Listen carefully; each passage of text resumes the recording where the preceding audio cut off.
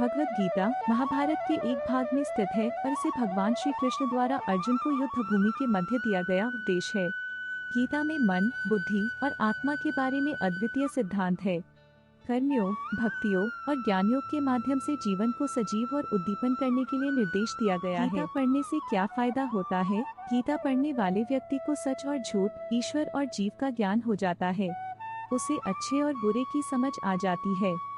गीता पढ़ने से व्यक्ति का आत्मबल बढ़ता है और व्यक्ति साहसी और निडर बनकर अपने कर्तव्य पथ पर आगे बढ़ता है। रोजाना गीता पढ़ने से शरीर और दिमाग में सकारात्मक ऊर्जा विकसित होती है। गीता में श्री कृष्ण अर्जुन से कहते हैं कि ही अर्जुन, मनुष्य को अपने धर्म के अनुसार कर्म करना चाहिए। जैसे डैश विद्यार्थी का धर्म विद्या प्राप्त करना, सैनिक का धर्म देश की रक्षा करना आदि। जिस मानव का जो कर्तव्य है उसे वह कर्तव्य पूर्ण करना चाहिए। सुख दुख, लाभ हानि, जीत हार की चिंता न करके मनुष्य को अपनी शक्ति अनुसार कर्तव्य कर्म करना चाहिए। ऐसे भाव से कर्म करने पर पाप नहीं लगता। भगवत गीता से जिंदगी बदल जाती है। भगवत गीता एक ऐसा ग्रंथ है जिसमें इस संसार का सारा ज्ञान समाहित है। भगवत गीता को श्रीमद् भागवत भी कहा जाता है। भगवत गीता का ज्ञान भगवान श्री कृष्ण ने अर्जुन से कहा था। इस सृष्टि का ऐसा कोई सा भी ज्ञान नहीं है जो इस ग्रंथ में ना हो।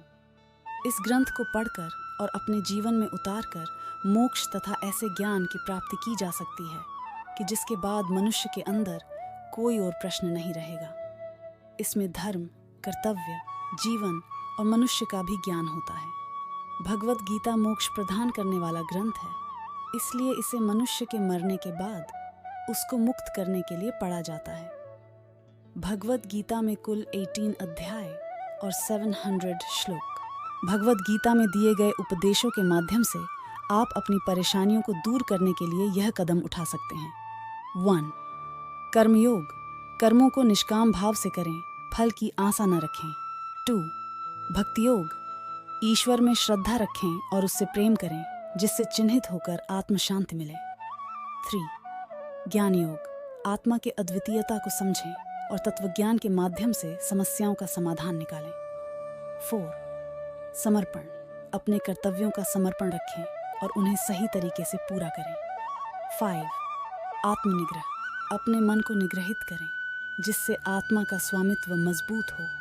इन सिद्धांतों को अपने जीवन में अमल में लाने से आप परेशानियों को सहारा दे सकते हैं।